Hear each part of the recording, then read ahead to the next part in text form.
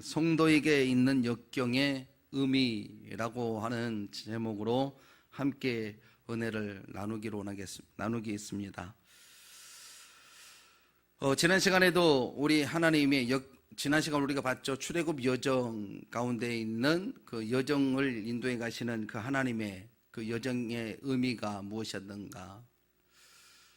결국은 하나님의 백성들을 그곳에서 인도해내서 세상의 모든 찌꺼기, 사단의 찌꺼기, 환경의 모든 요소들을 다 제거하고 생명이 있는 적과 꿀이 흐르는 땅으로 인도하시기 위하여, 그러니까 더 이상 사람들의 조롱거리가 되지 않고 하나님과 동행하는 은혜의 역사로 그들의 삶을 주관하시기 위하여서 그들을 출애굽시키시는 과정이었습니다. 그리고 그 출애굽은 결국은 독생자 예수님이 그곳에 가셔서 친히 애굽 땅에 가서 질병과 저주의 모든 일들을 감당하시고 또 다시금 이스라엘로 나오시면서 우리에게 진정한 생명이 되어졌던 것이 바로 출애굽 여정 속에 들어있는 하나님의 의미였음을 살펴보았습니다.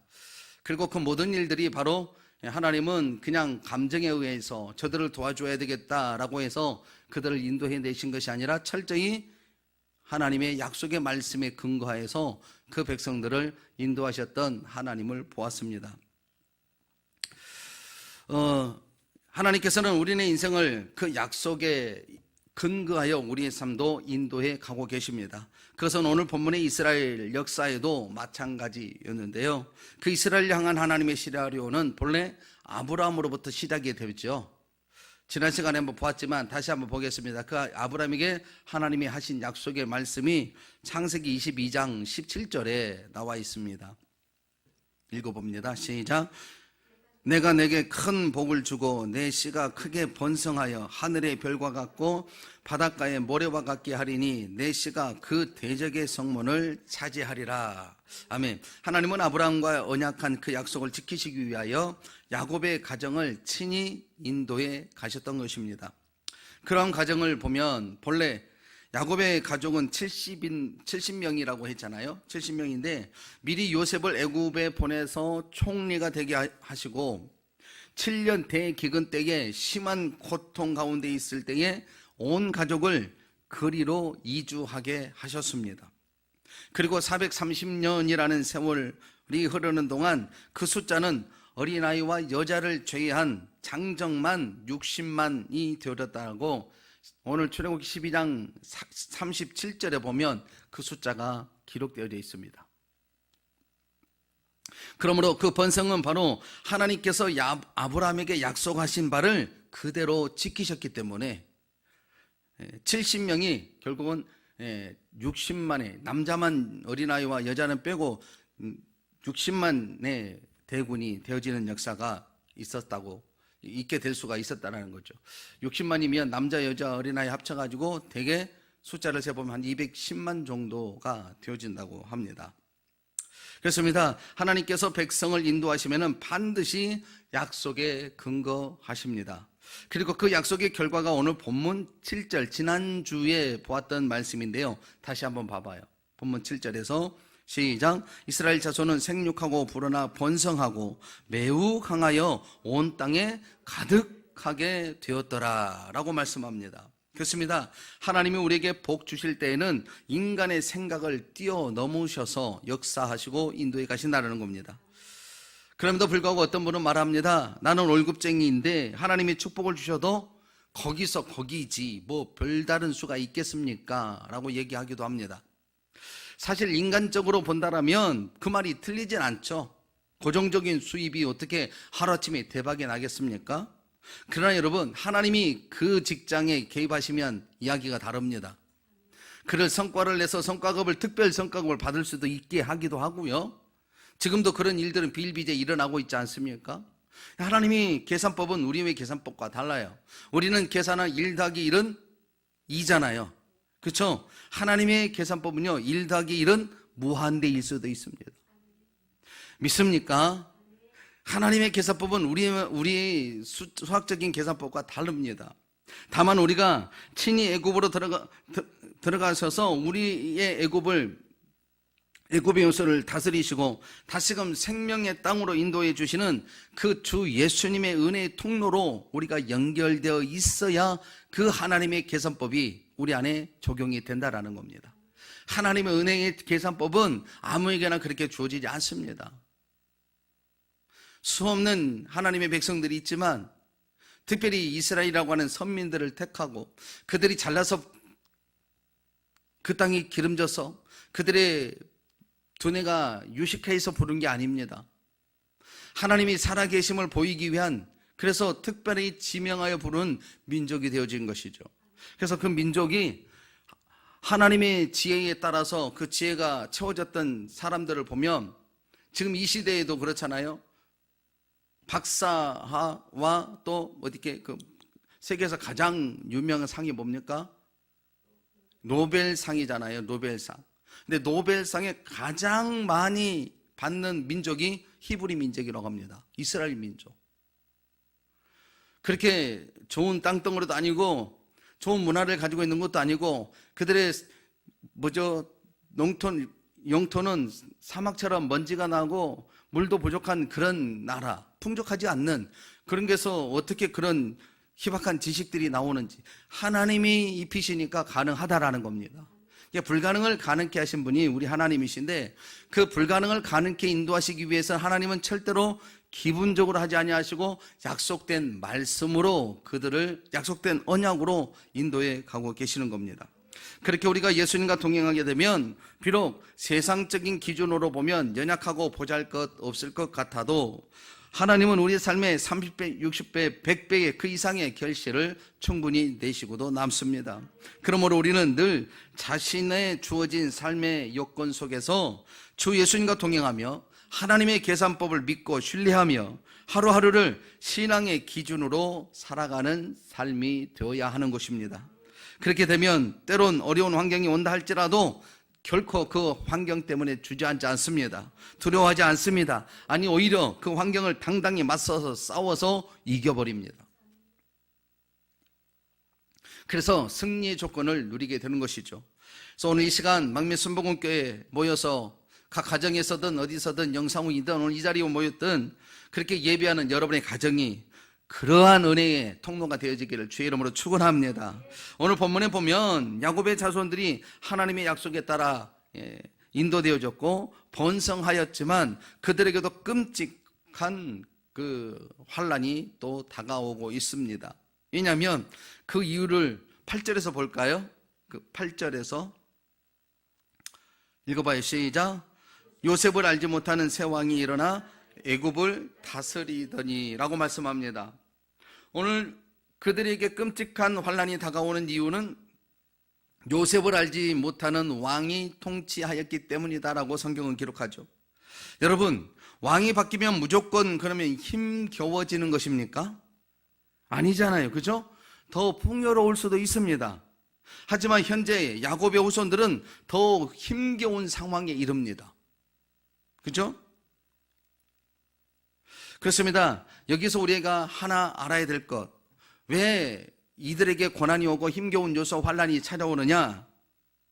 그것은 하나님을 믿는 백성이라고 해서 그저 형통만을 주어지는 삶이 되지 않는다라는 것입니다. 아니 신앙을 기준으로 살아가다 보면 오히려 환란과 핍박과 기근이 끊이지 않을 수도 있습니다. 그 이유는 요셉을 알지 못하는 새 왕이 애굽을 다스리게 되었을 때에 이스라엘 백성들을 노예로 삼고 강제 노역을 시키고 이스라엘 백성들을 멸종 정책을 써 내려갔기 때문입니다. 다시 말해서 그 왕이 하나님의 섭리로 인도되었던 요셉을 모르는 왕이 되었기 때문이다 라고 명제를 내리고 있습니다. 그러면 요셉을 알지 못하는 새 왕, 그는 누구입니까?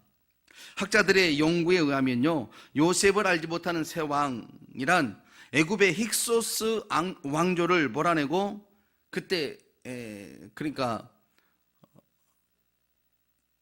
요셉이 총리할 때는 힉소스 왕조로 이렇게 왔어요. 그런데 그 왕조를 몰아내고 제18왕조가 됐던 세 번째 왕인 투트무스 1세가 왕이 됐다고 합니다. 힉소스는 본래 그 왕조는 본래 셈족으로서 애굽의 왕들을 몰아내고 왕국을 세웠습니다. 그래서 그들이 셈족인 요셉도 셈족에 속하여서 이스라엘에게 굉장히 호의를 베풀었다고 합니다. 그런데 오늘 그 투트모스 1세는 바로 함족에 속한 족속이라고 얘기를 합니다. 늘 언제나 그 족속들을 멸망하기를 바라고, 왜 여러분 그렇잖아요. 같은 민족이라도 우리 같이 살아가는 삶 속에 우리나라 속담도 있잖아요. 사돈이 논을 사면 배가 아프다라고 말을 하잖아요. 괜지 뭔가 하지 않았지만 좀 잘 안 되었으면 좋겠다고 하는 그런 마음들. 그런 왕조가 이렇게 애굽을 다스리게 되었습니다. 그래서 일어나 애굽을 다스렸다라고 말을 하는데, 이 말은 바로 반기를 두고 일어났다라고 말한 것입니다. 그런데 이 새 왕이, 바로 이 새 왕이 왕자에 앉아 보니까 실로 엄청나게 염려스러움이 눈에 보인 겁니다. 그것이 무엇입니까? 9절 10절에서 말씀하고 있습니다. 본문 9절 10절 읽어봐요. 시작. 그가 그 백성에게 이르되 이 백성 이스라엘 자손이 우리보다 많고 강하도다. 여기서 잠깐만요. 지금 사실 애굽 속에서 이스라엘 백성 요셉의 가정, 야곱의 12가정이 진을 친다 한다 할지라도 그들의 민족에 비하면 먼지 정도밖에 안 됩니다. 그렇죠? 숫자로 보면. 그런데 지금 어떻게 보고 있어요? 이 왕이, 새로운 왕이 어떻게 보고 있어요? 그 자손이 우리보다 뭐 하다고요? 많고 강하도다라 얘기를 합니다. 여러분, 혹시 이 대목이 어느 부분인지 아시겠습니까? 가데스 바니아에서 12지파의 한 사람이 정탐꾼들이 가서 네피림의 후손을 보고 어떻게 얘기합니까? 그들이 우리보다 강하다 이렇게 얘기하잖아요.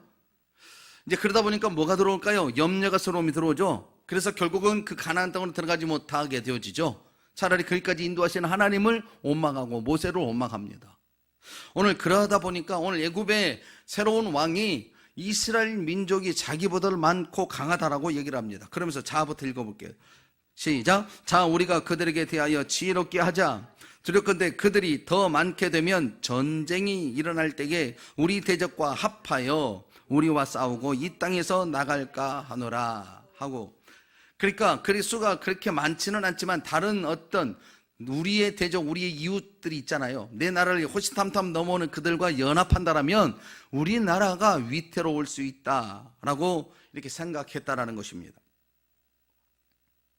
그 이유가 있는데, 특히 유대인들이 쫓겨난 힉소스 왕족들과 합세하여서 지금 힉소스 왕족을 물리치고 셈족을 물리치고 함족이 새로운 왕이 등극이 됐으니까 물려침을 받았던 그 왕들과 연합을 한다라면 꼼짝없이 자기가 다시 쿠데타로 다시 전세가 바뀔 것까지 두려웠던 것입니다.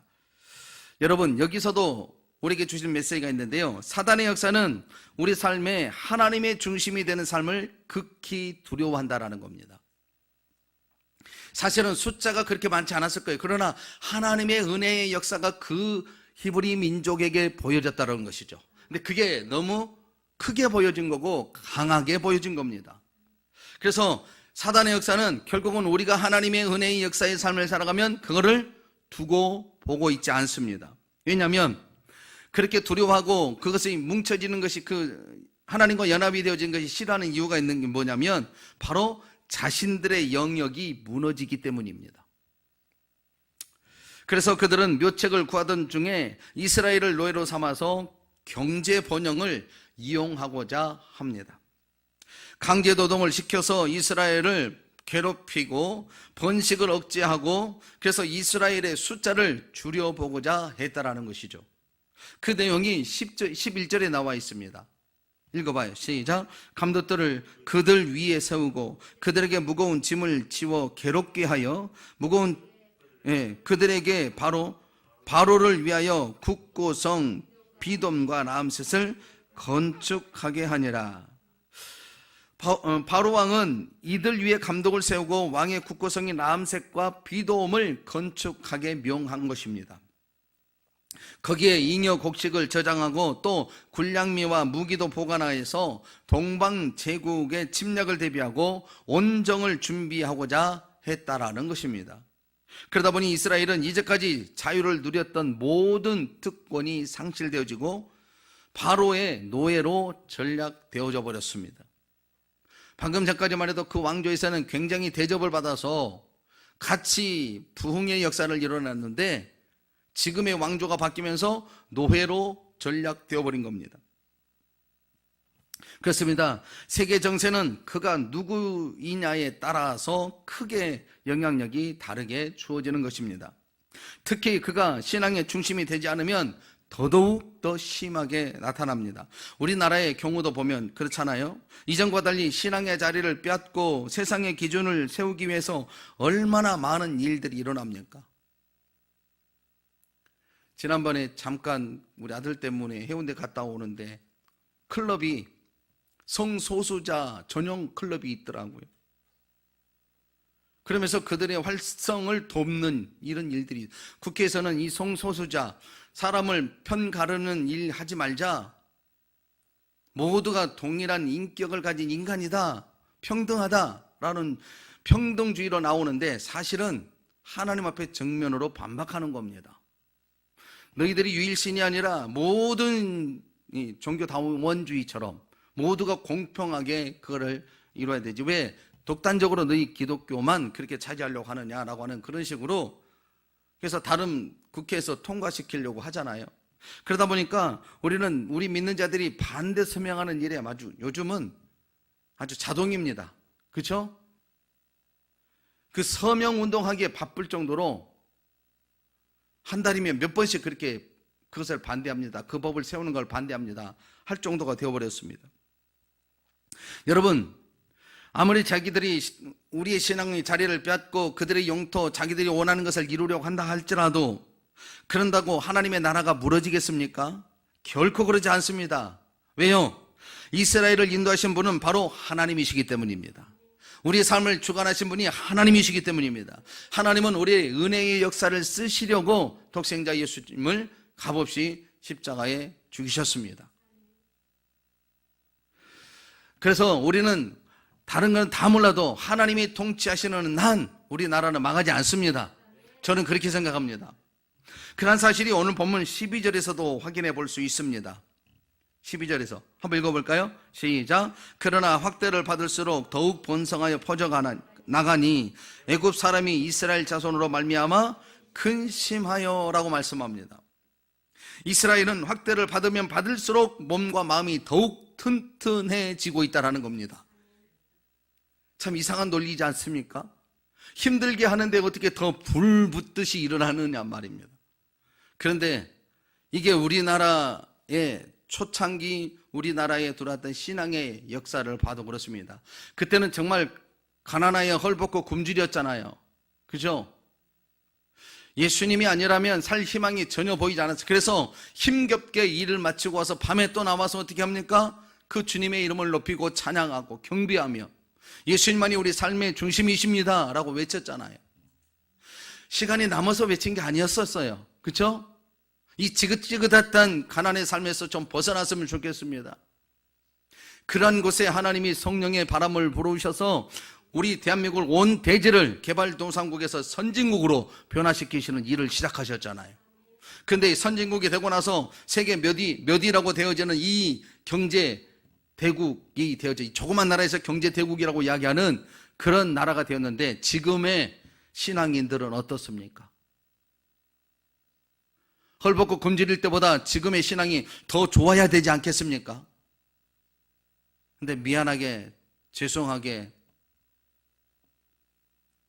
그때의 신앙에 비춰본다면 참으로 내세 언론가는 이 눈곱만큼도 없을 정도가 되어져 버렸습니다.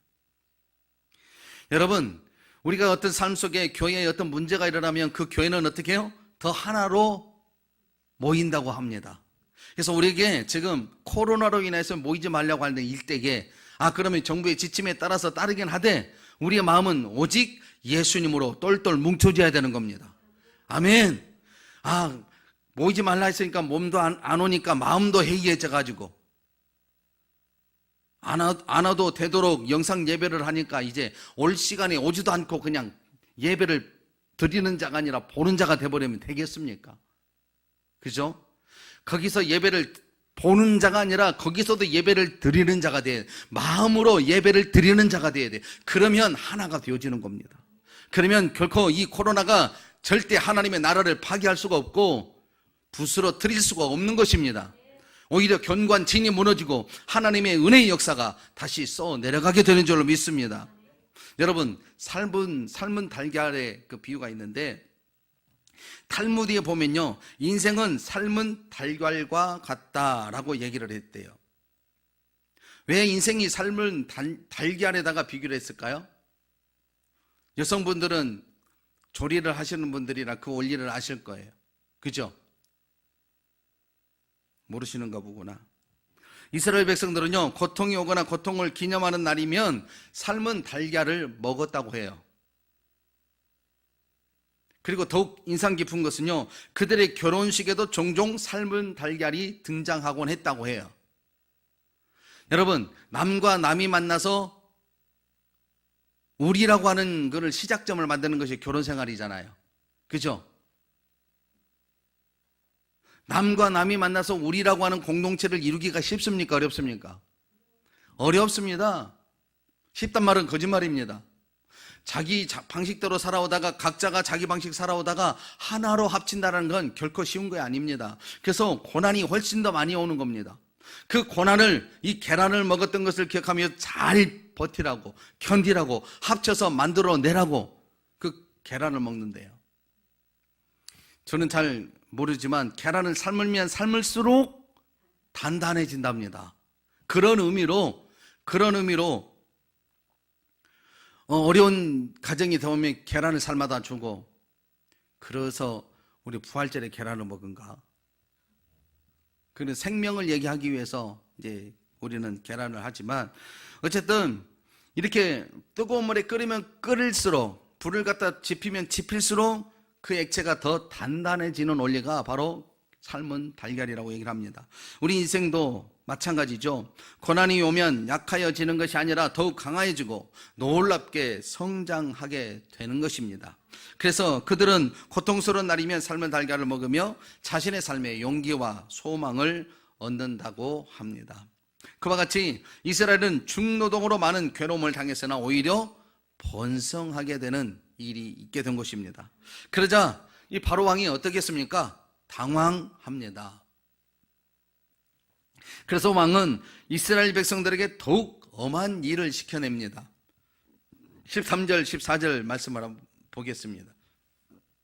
시작. 이스라엘 자손에게 일을 엄하게 시켜 어려운 노동으로 그들의 생활을 괴롭게 하니 곧 흙 이기기와 벽돌 굽기와 농사의 여러 가지 일이라. 그 시키는 일이 모두 엄하였더라. 여기서 엄하였다라는 말은 산산조각을 내다, 부수다라는 뜻으로 노예와 같이 철저히 부려먹고 조금이라도 말 안 듣는다 싶으면 사정없이 때려 죽일 만큼 잔인하게 학대를 했다라는 의미가 담겨 있다고 합니다. 일명 노예로 일만 시켜놓고 성과가 안 나타나지 않으면 그 일을 들여서 죽일 요양이었던 겁니다. 그러한 사실이 후세의 벽화로서 발견이 되어졌는데요, 당시 벽화 중에는 나체가 된 노예들이 땅에 엎드려 있고 가죽 채찍을 든 감독들이 사정없이 내려치는 그림들이 자주 발견되곤 했다고 합니다. 그리고 그 중에는 내 손에 채찍이 있다, 게으르지 말라라는 문구까지 세세하게 적혀 있어서 그런 그림도 발견됐다고 합니다. 그 당시에 처절함이 얼마만큼 그들의 고난의 늪을 이렇게 대변하고 있는지 설명하고 있는 것입니다. 이를 보면 애굽 왕이 얼마나 잔혹하게 이스라엘을 괴롭혔는지를 분명히 알 수 있습니다. 그런데 여러분, 흙 이기기, 벽돌 굽기, 운하를 파고 댐을 건설하는 일, 또 높은 곳에 물을 퍼올려 농장에 물을 대는 일, 누가 하는 일입니까?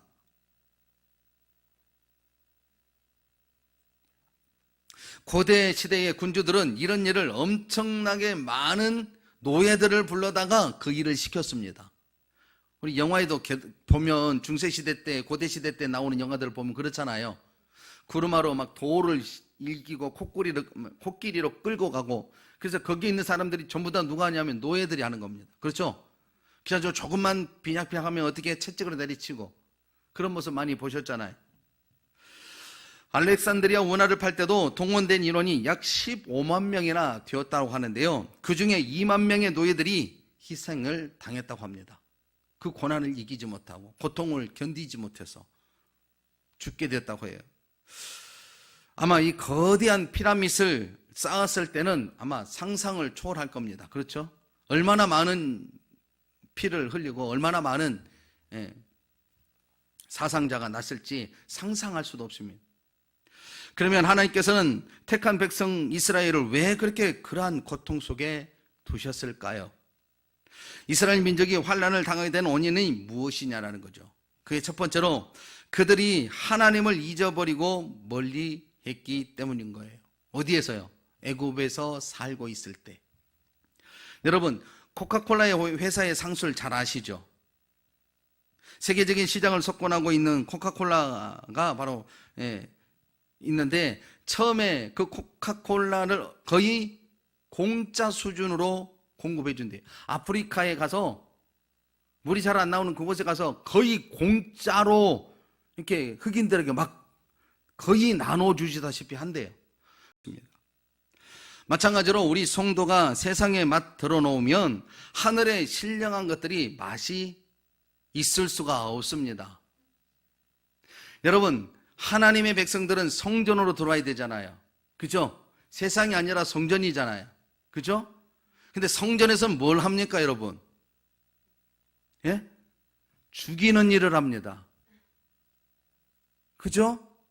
나를 대신한 양을 죽이는 거예요. 희생제물을 삼아서 나를 대신해 죽이는 거예요. 일명 그게 없다면 내가 죽어야 되는 거예요. 성전은 결국은 내가 자유로운 게 아니라 나를 죽이는 곳이 성전이에요. 근데 세상은 어떻습니까? 세상은 어때요? 죽입니까? 오히려 더 재밌게 살라고 살려줍니다. 고등학교까지 멀쩡히 있다가 대학교 간 우리 청년들이 왜 그렇게 갑자기 타락을 할까요? 그 세상 맛을 봐버렸거든요. 코카콜라 맛을 봐버렸거든요. 그렇다고 코카콜라를 안 줄 수도 없잖아요.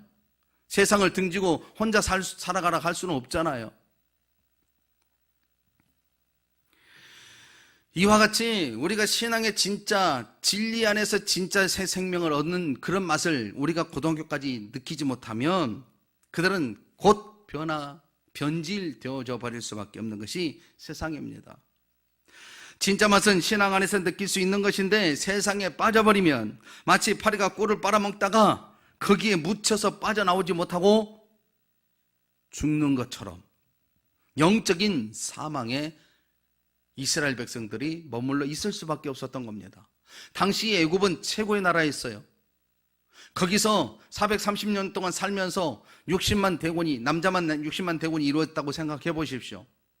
야야 여기서 살만하구나 야 그렇게 하지 않았겠어요? 거기서 하나님을 잃어버리고 그 애굽의 모든 요소들을 따라가는 그런 백성이 바로 이스라엘 백성들이었습니다. 400년 동안 애굽에서 살면서 거기서 얻은 부귀 영화 때문에 하나님을 잊어버린 겁니다. 그리하여 약속의 땅에 대한 소망을 잃어버렸습니다. 그러나 우리 지난 시간에 분명히 보셨잖아요. 우리 마태복음에서 하나님이 예수님을 보내셔서 다시금 이스라엘로 불러들이시는 거. 그러니까 애굽은 내가 영원히 살 땅이 아니라 기근을 피하여서 살아와야 하고 거기서 생명을 부지하고 민족이 되어지는 번성하는 곳이라는 겁니다. 거기서 살 곳이 아니라 이주를 해야만 하는 것이죠.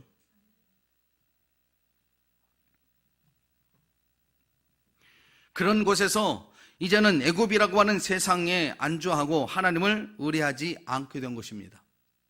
여러분 그렇잖아요. 요한복음 8장 32절에 보면 진리를 알지니 진리가 너희를 자유롭게 하리라 라고 말씀합니다. 그리고 그 진리는 예수님을 말씀하죠. 때문에 예수님과 동행하는 자들은 그 자유가 무엇인지 분명히 알 수 있습니다. 하지만 그러한 자라 할지라도 세상적인 자유를 한번 맛보면 좀처럼 예수님이 주신 자유에 집중하려 하지 않는다라는 겁니다.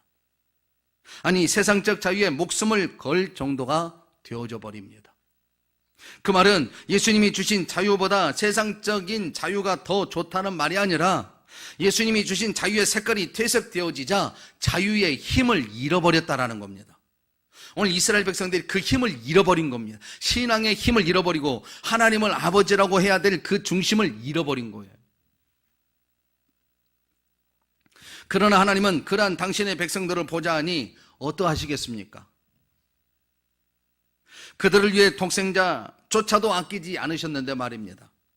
그래서 하나님께서는 요셉을 알지 못하는 새 왕이 통치하도록 역사를 움직이신 겁니다. 그래서 이스라엘을 괴롭게 하도록 펼치신 겁니다. 그리고 애굽 사람들의 괴롭힘을 당하면서 불신자들이 근본적으로 얼마나 이기적이고 얼마나 물질적인가를 알게 만들어 버리시는 겁니다. 그래서 또 그들이 얼마나 잔인하며 부패한 인간인들인가를 분명하게 깨닫도록 교육시키십니다. 그리고 더 이상 애굽에 머물러 있지 않고 약속의 땅으로 가야만 우리가 살 수 있다고 하는 비전을 주시기 시작합니다. 그러시면서 무엇보다도 하나님의 택한 백성으로서 하나님을 의지하고 하나님께 불이 붙게 하심으로써 거룩한 하나님의 백성으로 그들을 삼고자 인도하신 겁니다. 그렇기 때문에 하나님의 크신 섭리와 하나님 편에서 보면 하나님께서 이스라엘을 약속의 땅으로 인도할 때가 이르렀기 때문에 그 모든 상황을 이끌어 가셨던 것입니다. 그들이 말 안 듣는 것도 있었지만 그들은 그대로 내버려 두면 세상 바다 물속에 빠져서 하나님도 모르는 채 살아갈 백성이기에 그대로 둘 수가 없어서 다른 왕조를 일으켜서 괴롭힘을 당하게 만들었다라는 겁니다. 결국은 하나님은 이스라엘 백성들로 하여금 애굽을 떠날 준비의 마음을 시키기 시작한 것입니다. 그리고 구체적으로 모세 한 사람을 키우시고 출애굽의 대역사를 준비시켜 가십니다. 사랑하는 여러분, 현재 나를 유혹하는 것이 무엇입니까? 나의 구미를 당기는 것이 무엇입니까? 이러한 것이 혹시 하나님과 멀리하고 떠나게 하고 있지는 않습니까? 우리 삶은 혼적인 반응이 너무나 빠르기 때문에 혼적인 만족에 따라 살아간다면 금세 은혜와 진리는 모조리 소멸된 채 그저 무늬만 신앙인으로 살아갈 수밖에 없습니다. 만약 그렇다면 우리 하나님은 우리 삶에 애굽의 요소들을 일으키시기 시작합니다. 그래서 때로는 그곳을 떠나도록 세상 사람들의 힘을 일으키기도 하시고 그곳에 더 이상 정을 두지 않는 상황으로 몰아가기를 하십니다. 그렇게 되면 우리가 세상을 살아갈 때에 많은 괴로움을 당하게 되는 것입니다. 너무나 원통하고 억울한 일을 당할 때도 있습니다. 광야 같은 인생길에는 참으로 견디기 어려운 일들이 비일비재하게 나타나게 되는 것입니다. 그렇지만 여러분, 그 환경을 누가 허락하셨습니까? 만왕의 왕이시여 한 번 하신 약속은 결코 변함없이 지키시는 신실하신 하나님이 그 상황을 만드셨습니다. 그리고 우리가 거하는 어떤 곳이든 반드시 하나님의 선하신 뜻과 섭리가 이루어지고 있습니다. 우리가 알지 못하는 크고 비밀한 일, 하나님의 경륜이 숨어 있습니다. 우리가 너무 힘들어 탄식하고 절망할 때도 우리 하나님께서는 더 크고 원대한 계획으로 섭리하시고 우리 인생을 주관해 가고 계십니다. 인도해 가고 계십니다. 그래서 애굽의 중심을 두고자 했던 것들이 얼마나 부질없는지를 분명하게 알게 해 주십니다. 세상 사람 믿을 거 없다. 오직 신실한 약속을 지키시는 분은 하나님이시다. 그렇게 인식하는 훈련이 되어지게 하려고 오늘 이스라엘 백성들에게 그 요소를 만드신 거예요. 이렇게 들으니까 이 고난이 굉장히 우리에게는 좀 주의 사랑으로 느껴지지 않습니까? 그렇습니다. 시편 기자가 그래서 시편 119편에서 그랬잖아요. 고난 당하는 자가 있느냐? 주의 율례와 법도를 배우게 된다고. 그곳에서 주의 사랑을 알게 된다고. 그렇습니다. 우리가 세상을 의지하고 사람을 의지하면 얼마나 그것이 부질없는지 곧 알게 됩니다. 여러분, 사람을 믿으면 안 돼요. 그 사람을 믿지 말고 그 사람을 운행하시는 하나님을 믿어야 합니다. 그 하나님을 중심에 두어야 합니다. 그러니 그런 상황이 되면 우리가 고난이 보일지라도 현재 당하는 고난과 시련을 통해서 하나님이 이루시고자 하는 크고 놀라운 뜻이 발견되기 시작합니다.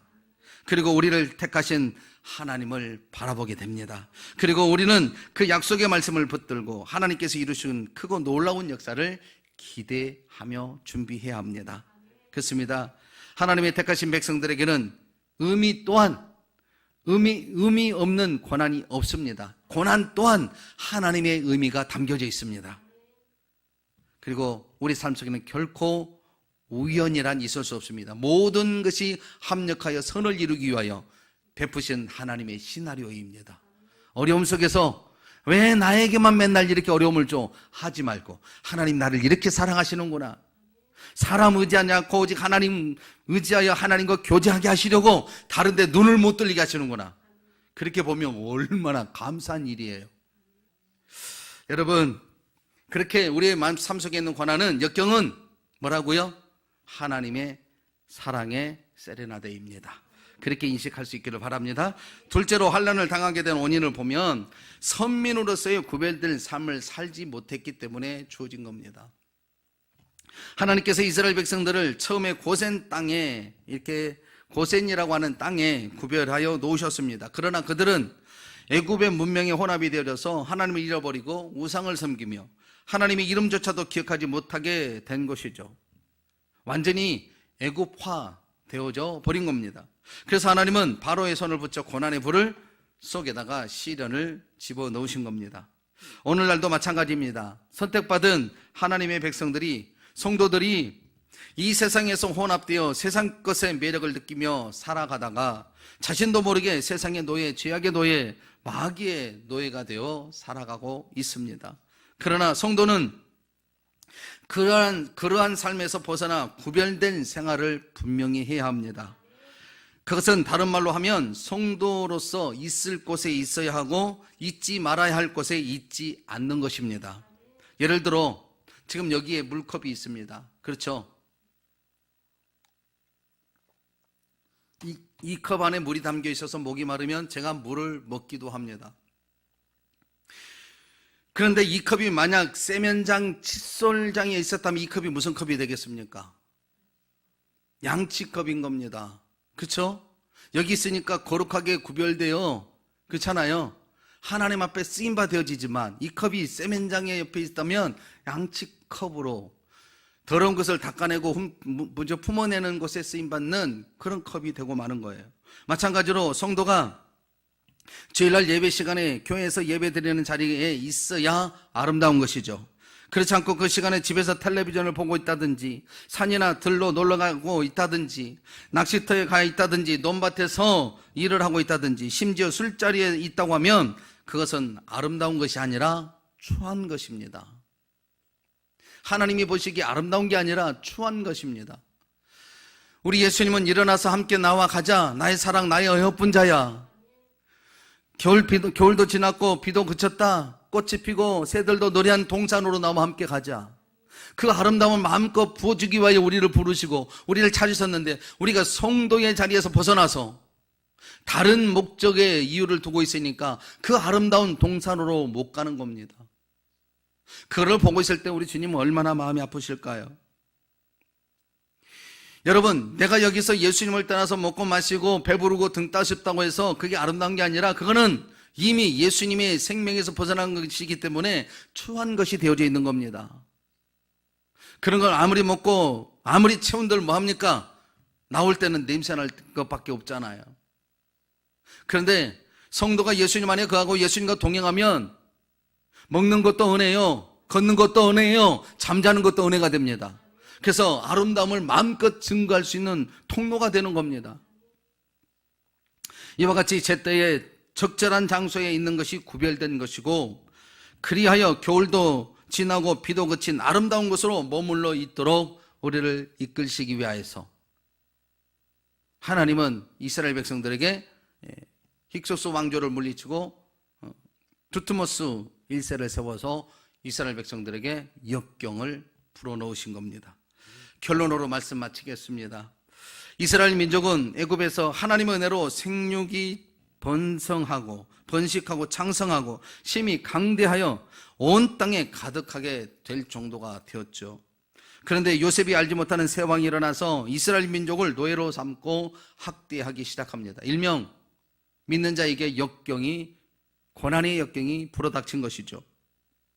그래서 이스라엘 민족은 갑자기 끔찍한 환난을 당하게 됐습니다. 그렇게 된 원인이 뭐였다고요? 하나님을 잊어버리고 멀리 했기 때문이에요. 우리는 세상의 욕심이 이끌려 하나님을 잃어버리면 모든 죄, 하나님의 아름다운 동산에 머물러 있을 수가 없고 하나님이 마련한 것은 어쩜 고난과 역경뿐이 될 수밖에 없습니다. 왜요? 그렇게 훈련시켜서 하나님 나라의 백성, 세상 사람은 믿을 게 못하고 세상의 중심은 내게 만족이 되지 않고 하나님이 내 삶 속에 오셔서 나의 중심이 되어야 내가 만족할 수 있다, 이렇게 훈련시켜서가는 과정일 뿐이라는 겁니다. 여러분, 훈련은 쉬운 것이 아니잖아요. 그죠? 훈련은 힘겨운 겁니다. 그래도 해야만 합니다. 왜요? 잘못된 길로 갔기 때문에. 우리가 있어야 할 곳에 있지 않고 잘못된 길이 있으면 반드시 하나님은 훈련이라고 하는 제도로 역경과 고난을 통하여서 그들을 다시금 하나님의 품으로 돌이키게 하신단 말입니다. 내가 잡으려고 했던 이 줄이 썩은 줄이었구나, 안전한 줄이 아니라는 것을 느끼도록 훈련을 시켜버리십니다. 근데 일생일대의 훈련만 하다가 생을 마감하면 얼마나 불쌍한 사람입니까? 그죠?